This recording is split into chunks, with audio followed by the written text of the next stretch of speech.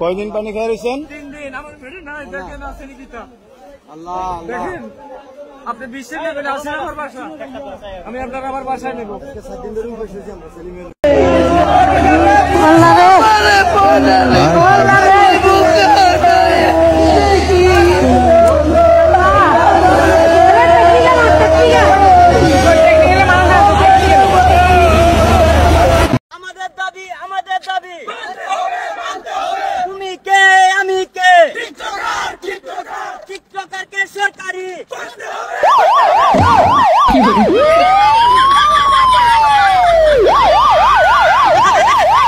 কেউ তো দেখছে, কেউ সর্বহারা হইতে, আমি আমারটা দেখেছি। আমার স্বপ্ন পুরে যেতে আমি দেখেছি।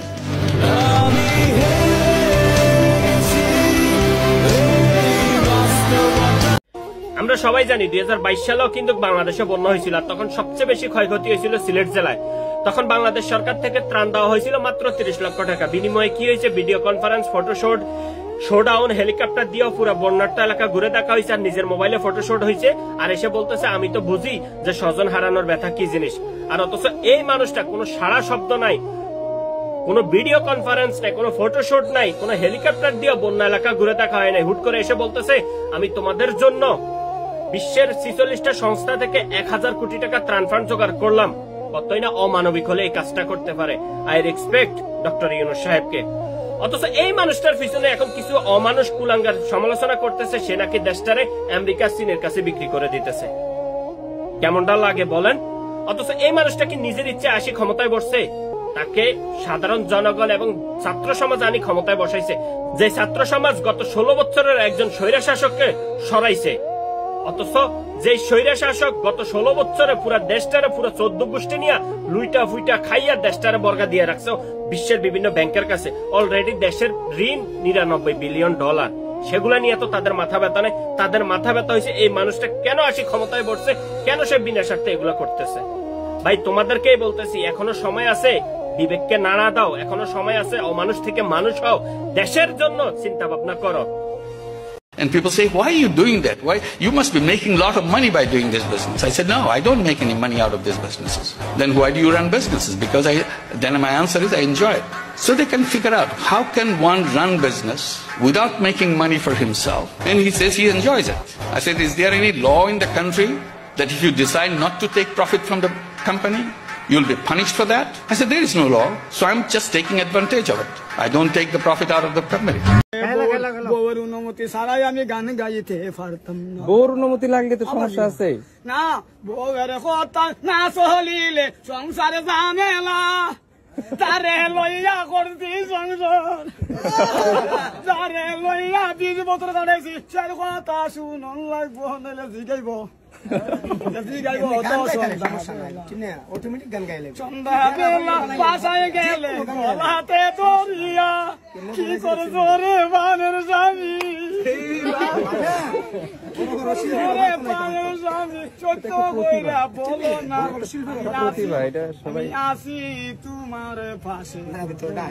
একটা গান গাইলাম পানের স্বামী কথা বলো না, কোথায় গেছলা সকাল বেলা পান্ডা গাছলিয়া, তোমার গলা ভাঙ্গা, ও তোমার গলা সাহা হইব কেড়ে গো স্বামী, সাদিব কে ঠান, আমি সারা কেউ দিত না, তোমার উপায় নাই, কইরা বলো তুমি কোথায় গো গেছাল, আজকা যদি না ওই বলো তোমার উপায় নাই।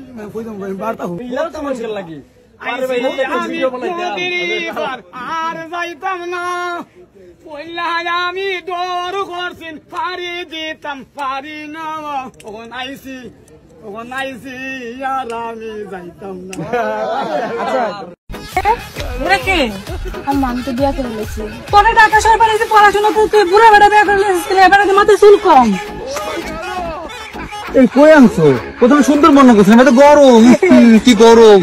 আল্লাহ কোনো সমস্যা নাই, ছেলেকে বয়স কোনো ব্যাপার না। আর চুল আমার তো ওষুধ আছে, দিলে শুরুতে কত ভালো না, বয়স কোনো ব্যাপার না বর্তমানে।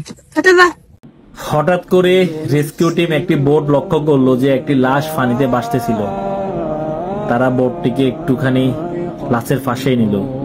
সেখানে গিয়ে দেখলো যে লাশের উপরে একটি সিরকুট লেখা আছে, ভাসিয়ে দিলাম শুকনো মাটি না থাকার কারণে।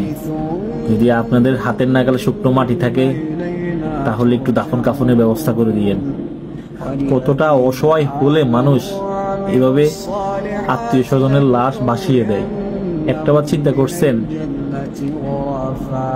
মানুষ আত্মীয় স্বজন মারা গেলে অন্তত একটা চিহ্ন থাকে যে হ্যাঁ আমি প্রতি শুক্রবারে এখানে গিয়ে দোয়া করব, এখানে গিয়ে মুনাজাত করব, ওনার জন্য দোয়া করব। চিন্তা করেন একবার কতটা অসহায় হলে মানুষ আত্মীয় স্বজনের লাশ কলা গাছে বেড়া করে ভাসিয়ে দেয়। আল্লাহ তুমি এমন মৃত্যু আমার শত্রুকে দিও না আল্লাহ।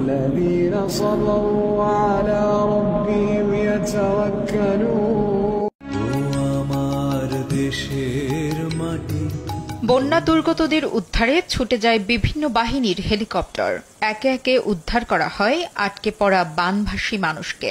তাদের মধ্যেই বাচ্চাসহ এক নারীকে হেলিকপ্টার থেকে নামানোর একটি দৃশ্য সোশ্যাল মিডিয়ায় ব্যাপকভাবে ভাইরাল হয়। প্রশংসা কুড়ায় নেটিজেনদের।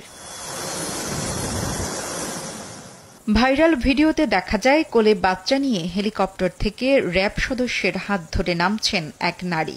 এ সময় বাতাসে তার কাপড় সরে যেতে গেলে টেনে ধরেন সাহায্যকারী র্যাব সদস্যটি। ভিডিওটি সামাজিক যোগাযোগ মাধ্যমে ভাইরাল হলে প্রশংসায় ভাসছেন ওই র্যাব সদস্য। বিভিন্ন মাধ্যমে ভিডিওটি শেয়ার করে নানাভাবে প্রশংসা করছেন সবাই।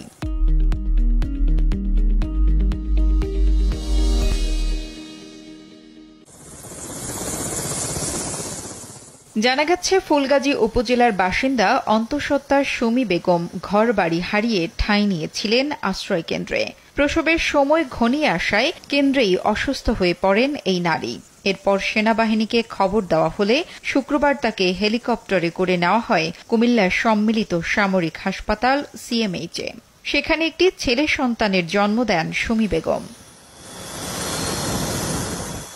সেনাবাহিনীর পক্ষ থেকে শুক্রবার রাতে এই তথ্য জানানো হয়। ওই বার্তায় বলা হয়, মুসাম্মদ সুমি বেগম অন্তঃসত্ত্বাজনিত কারণে অসুস্থ হয়ে পড়ায় মুমূর্ষু অবস্থায় সেনাবাহিনীর হেলিকপ্টারের মাধ্যমে উদ্ধার করে কুমিল্লা সিএমএইচে প্রেরণ করা হয়েছিল। পরবর্তীতে কুমিল্লা সিএমএইচের গাইনি বিভাগে তিনি পুত্র সন্তান প্রসব করেন। বর্তমানে মা ও সন্তান দুজনেই সুস্থ রয়েছেন। দেশবাসীর কাছে সন্তানের মা ও নবজাতকের জন্য দোয়া প্রার্থনা করেছেন সেনাবাহিনীর সদস্যরা। এদিকে বর্তমান পরিস্থিতি মোকাবিলায় সেনাবাহিনী সিলেট, চট্টগ্রাম এবং কুমিল্লা ক্যান্টনমেন্টের অধীন ক্ষতিগ্রস্ত এলাকায় উদ্ধার অভিযান পরিচালনা, জরুরি চিকিৎসা সেবা প্রদান এবং ত্রাণ বিতরণে ব্যাপকভাবে কাজ করছে। নুসরাত জাহান কলি, কালবেলা।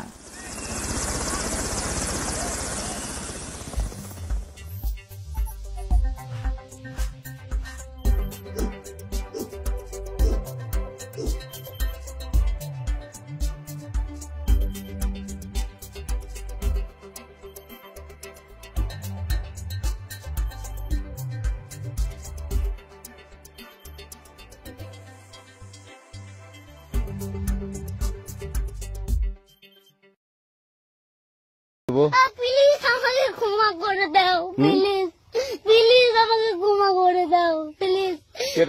কে নাম পড়েছে? ওরে বারুকে ধরে নিয়ে আসেন, ও ফিরাচ্ছে, আমাকে ফিরাই নাই, প্লিজ।